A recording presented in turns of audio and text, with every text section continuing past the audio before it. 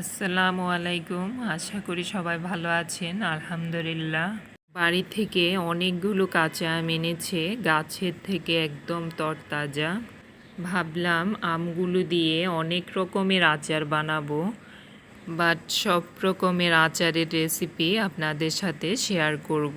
চামড়া সহ আমের আচার খুব কম তেলে কিভাবে বানাবেন সেই রেসিপি। এখান থেকে আমি কিছু আম নিয়ে ধুয়ে পরিষ্কার করে নিব।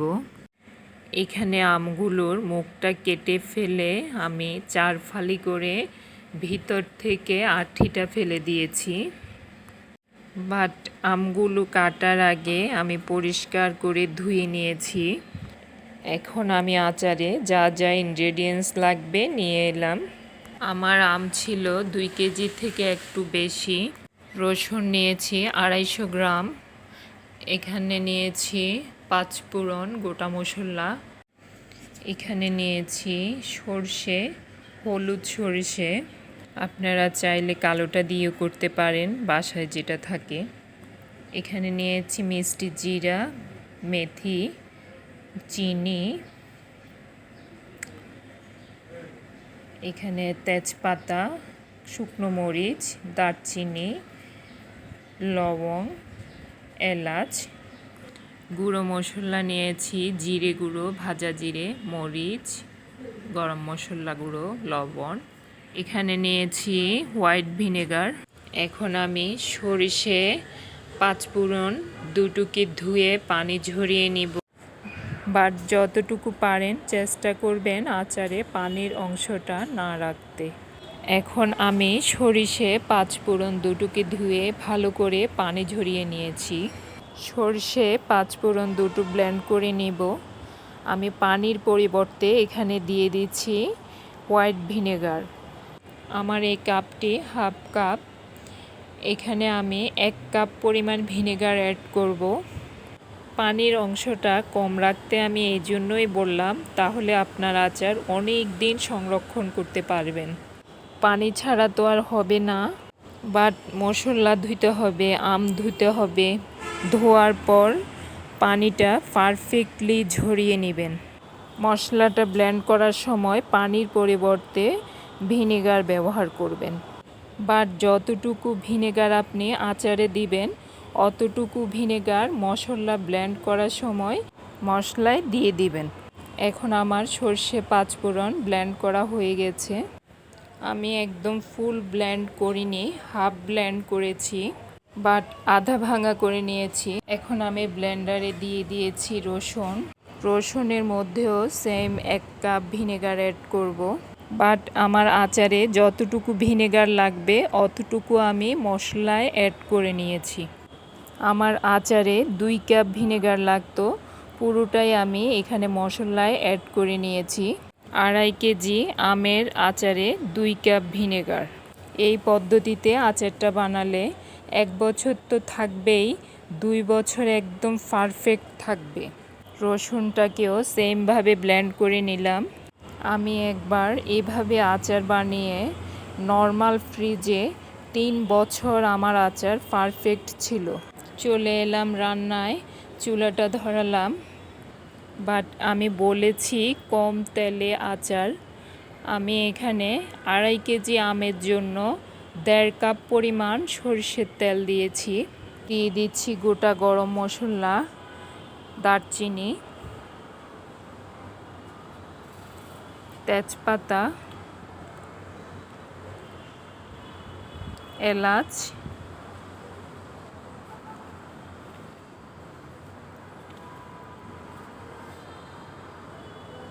লবং, শুকনো মরিচটা কেটেই দিচ্ছি। গোটা দিলে দেখা যায় মরিচের ভিতরে সবগুলো তেল ঢুকে ঢুকে থাকে, ওই জন্য আমি কেটেই দিচ্ছি। চুলাটা একদম লোতেও রাখবেন না, হাইতেও রাখবেন না, যাতে তেলে ধোঁয়াটা না উঠে। মাঝারি আঁচে আচারটা খুবই ভালো হয়। লোতে রাখলে মশলাটা ভালো করে কষানো হবে না, হাইতে রাখলে কষানো হওয়ার আগেই মশলাটা পুড়ে যাবে। এখন দিয়ে দিচ্ছি রসুন, হাফ কাপ রসুন অ্যাড করলাম। এখন আর একটু দিচ্ছি, অর্থাৎ 1 কাপ থেকে একটু কম। এখন দিচ্ছি সর্ষে পাঁচফোড়ন বাটা, সেম 1 কাপ থেকে একটু কম। এখন মশলাকে তেলের সাথে ভালো করে মিক্স করে দিচ্ছি। এখন দিব মরিচের গুঁড়ো, 1.5 চামচ মরিচের গুঁড়ো অ্যাড করব।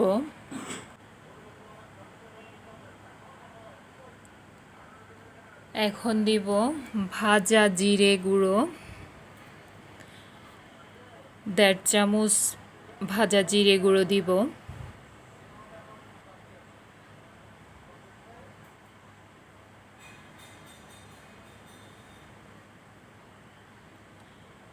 গরম মশলা গুঁড়ো 1.5 চামচ গরম মশলা গুঁড়ো অ্যাড করলাম। লবণ,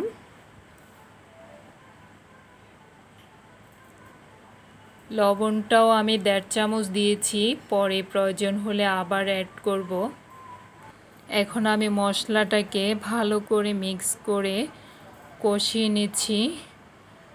কষানোর মধ্যে অনবরত এভাবে নাড়াতে হবে, না হলে তলানিরগুলা কষানো হবে, উপরেরগুলা কষানো হবে না। অনবরত নাড়াতে হবে। মশলার কষানোটা যদি পারফেক্ট হয়, আচারের টেস্টটাও ভালো আসে। এখন অ্যাড করব চিনি, 1 কাপ দিয়েছি, আরেক কাপ থেকে একটু কম দিয়েছি, বা 2 কাপ থেকে একটু কম। আপনারা আপনাদের পছন্দ মতোই দিবেন, যতটা মিষ্টি খেতে চান, বাট ঝালটাও ওভাবেই দিবেন, টক মিষ্টি ঝাল যতটা ঝাল পছন্দ করেন। বাট সরি, আমি হলুদটা দিতে ভুলে গেছি, এখন হলুদটা অ্যাড করলাম 1 চামচ। এখন আমি 1.5 চামচ গোটা মেথি দিব। আমার মশলাটা পারফেক্ট কষানো হয়ে গেল। মেথিটা দেওয়ার পর এখন আমগুলো দিয়ে দিব। আমগুলো জাস্ট ধুয়ে মুখটা কেটে ফেলে 4 ফালি করে নিয়েছি। এগুলো আমি কোনো রোদ্রে দিইনি, বাট সব আমগুলো মশলায় দিয়ে দিচ্ছি। আমার পাতিলের চেয়ে আমের পরিমাণটা একটু বেশি হয়ে গেল, এতে কোনো সমস্যা নেই, আমগুলা সিদ্ধ হয়ে কমেই যাবে। আমি সব আমগুলা এভাবে উপর নিচ করে ধীরে ধীরে মশলাটা সেট করে দিচ্ছি, এভাবে সব মশলাগুলা যাতে আমের গায়ে পারফেক্টলি লেগে যায়। এখন আমার আমটা সিদ্ধ হতে শুরু করেছে, অনেকটাই কমে যাবে, বাট এইভাবে ধীরে ধীরে নাড়াতে হবে, না হলে দেখা যাবে তলানিতে মশলাটা পুড়ে যাবে। ধীরে ধীরে নাড়াতে হবে, এই জন্যই আমগুলো যাতে কম ভাঙে, পিসগুলো যতটা পারা যায় একটু গোটা রাখার চেষ্টা করবেন। বাট সিদ্ধ হওয়ার পরে একটু তো ভাঙবে, যতটা পারেন চেষ্টা করবেন আলতো হাতে নাড়িয়ে পিসগুলো যাতে একটু গোটা থাকে, তাহলে দেখা যাবে আচারটা দেখতে খুবই সুন্দর হয়। আমার আচারটা 15 থেকে 20 মিনিট আমি এইভাবে ধীরে ধীরে নাড়িয়ে রান্না করেছি। দেখুন আমি কতটা গোটা রাখতে পেরেছি আর কতটা ভেঙে গেছে। এখন আমি চুলাটা অফ করে দিব। আমার আচারটা হয়ে গেছে, বাট অনেক আচার খেয়েছি, সবচেয়ে মজার আচার এটাই। এই আচারটা যদি বাসায় বানানো থাকে তাহলে দেখা যায় অনেকটাই টেনশন ফ্রি থাকা যায়। বিরিয়ানির সাথে এই আচারটি খুবই ভালো লাগে, খিচুড়ির সাথেও আচারটি খুবই ভালো লাগে। বাসায় কোনো তরকারি নেই, পাতলা ডাল রান্না করলে তার সাথেও খুবই ভালো লাগে। সবজিটা টেস্ট হয়নি, তার সাথে একটু আচার নিলে অনায়াসেই খাওয়া যায়। এই জন্যই বললাম অনেকটাই টেনশন ফ্রি থাকা যায়। আমি এখন ঠান্ডা হওয়ার পর আচারটা বয়মে নিয়ে নিচ্ছি। আর এই আচার নর্মাল ফ্রিজে 2 বছর অনায়াসে থাকবে। বাট একটু খেয়াল রাখবেন আচারটা বয়ম থেকে নেওয়ার সময় চামচে যাতে কোনো পানি না থাকে। সব আচার আমি বয়মে নিয়ে নিয়েছি। দেখতে যেমন সুন্দর হয়েছে, খেতেও তেমন টেস্ট হয়েছে। এখন কাঁচা আমের সিজন, অনেক কাঁচা আম পাওয়া যাচ্ছে। আপনারাও এভাবে তৈরি করে রেখে দিবেন, অনেকটাই টেনশন ফ্রি থাকতে পারবেন। আমি এখানে কোনো পেঁয়াজ ইভেন আদা ব্যবহার করিনি। আমার মনে হলো পেঁয়াজ আদা ব্যবহার করলে আচারটা অনেক দিন সংরক্ষণ করা যাবে না, ইভেন আচারের টেস্টটাও আচারের মতো হবে না। আপনারাও এই পদ্ধতিতে আচারটি বানিয়ে দেখবেন, কেমন হয় কমেন্ট করে জানাবেন। We hope you enjoy the food. Speak to you soon next video. Please subscribe my channel. আল্লাহ হাফেজ।